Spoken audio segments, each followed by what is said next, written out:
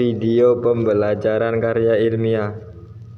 Berdasarkan pengertiannya, karya ilmiah memiliki beberapa ciri antara lain. 1. Ditulis secara sistematis. 2. Ditulis berdasarkan penalaran yang logis sehingga apa yang ditulis oleh penulis sesuai dengan akal sehat. 3. Tulisan didukung oleh data yang objektif, maksudnya data yang teruji kebenarannya secara empiris. 4. Objektif, yakni ditulis atau dibukukan untuk individu atau kelompok-kelompok tertentu. 5. Argumentasi teori yang benar, sahih, dan relevan.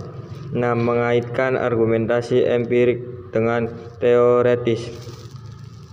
Setelah mengetahui tentang pengertian dan ciri-ciri dari karya ilmiah, berikut ini akan dijelaskan mengenai struktur karya ilmiah. Meskipun masing-masing karya tulis memiliki gaya dan struktur tersendiri, namun secara universal struktur ini lebih umum digunakan sebagaimana dikutip dari sumber yang sama, yaitu halaman judul. Halaman judul berisi topik yang dipilih untuk dibahas pada karya ilmiah tersebut. Pembuatan judul biasanya dibuat sespesifik mungkin. Pada halaman judul ini juga biasanya dimuat nama penulis, asal institusi atau lembaga, tanggal, bulan, dan tempat karya ilmiah dibuat serta ditulis dengan format rata tengah. Abstrak. Struktur karya ilmiah yang selanjutnya yaitu abstrak. Abstrak merupakan ringkasan dari keseluruhan isi atau materi yang ada di dalam karya ilmiah tersebut. Abstrak tersendiri dimaksudkan untuk menjelaskan kepada pembaca secara ringkas dan cepat. Pendahuluan. Bagian pendahuluan ini biasanya terdapat di paling awal materi karya ilmiah setelah halaman judul dan abstrak.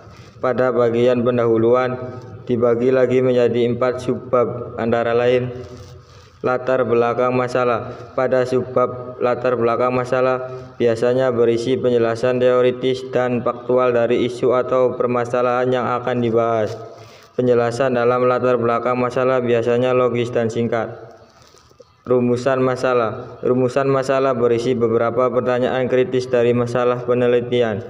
Pertanyaan-pertanyaan tersebut muncul dari penjelasan yang ada di latar belakang masalah. Tujuan penelitian. Pada subbab tujuan penelitian dalam karya ilmiah berisi uraian singkat tentang tujuan penelitian tersebut dilaksanakan serta apa yang ingin diwujudkan dari adanya penelitian tersebut. Manfaat penelitian. Sesuai dengan nama subbabnya, pada bagian ini berisi deretan manfaat dari masalah yang diteliti. Biasanya manfaat penelitian berkaitan dengan pengembangan ilmu pengetahuan. Kerangka teori. Kerangka teori ini biasa disebut sebagai materi inti. Terdapat beberapa subbab dalam kerangka teori, antara lain landasan teori. Landasan teori dalam karya ilmiah biasanya berisi pembahasan akan fenomena secara rinci beserta hubungan antar variabel. Hipotesis penelitian. Hipotesis penelitian merupakan kesimpulan sementara berdasarkan kerangka pemikiran sebelum dilaksanakan suatu penelitian. Metode penelitian. Berisikan metode yang digunakan dalam penelitian. Metode penelitian diartikan sebagai sebuah langkah-langkah yang ditempuh oleh penulis atau peneliti untuk mendapatkan hasil penelitian yang valid. Terdapat 2 metode penelitian yang kerap kali digunakan, yaitu metode kualitatif dan kuantitatif.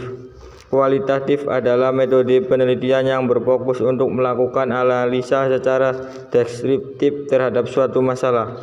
Sedangkan kuantitatif merupakan metode penelitian yang lebih fokus dengan analisa terhadap angka, tabel, dan statistik. Jenis penelitian. Pemilihan jenis penelitian akan menentukan langkah apa yang perlu dilakukan untuk mendapatkan hasil. Langkah-langkah penelitian antara lain tujuan, tempat pelaksanaan, tujuan umum, sifat masalah, dan ruang lingkup masalah. Definisi konsep dan operasional variabel. Definisi konsep bisa dipahami sebagai sebuah konsep tentang variabel penelitian. Sedangkan operasional variabel artinya penjelasan secara sistematik dan operasional tentang ukuran dari variabel yang akan diteliti. populasi dan sampel penelitian. Populasi sendiri adalah keseluruhan dari subjek penelitian, sementara sampel penelitian yaitu sebagai subjek penelitian yang akan diteliti. Jenis, sumber, dan teori pengumpulan data. Bagian ini menguraikan terkait apa jenis data yang digunakan dalam penelitian dan bagaimana cara mengumpulkan data untuk penelitian.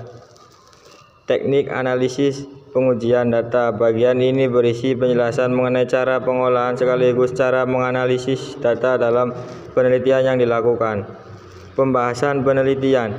Bagian ini merupakan bagian yang paling panjang dalam karya ilmiah. Hal ini dikarenakan pembahasan memuat tentang penjelasan dari rumusan masalah, tujuan, manfaat, kerangka teori, dan tentunya metode penelitian. Adapun bagian yang perlu dijelaskan diantaranya yaitu A. Gambaran umum objek penelitian. B. Deskripsi hasil penelitian. C. Pengujian hipotesis. D. Interpelasi hasil pengujian hipotesis. Penutup. Bagian penutup merupakan bagian yang berisi kesimpulan dari hasil penelitian yang teliti. Kesimpulan dalam karya ilmiah terletak di bagian akhir. Pada subbab ini biasanya memuat pendapat dari karya ilmiah yang telah dibuat oleh peneliti atau penulis. Sekian video pembelajaran karya ilmiah.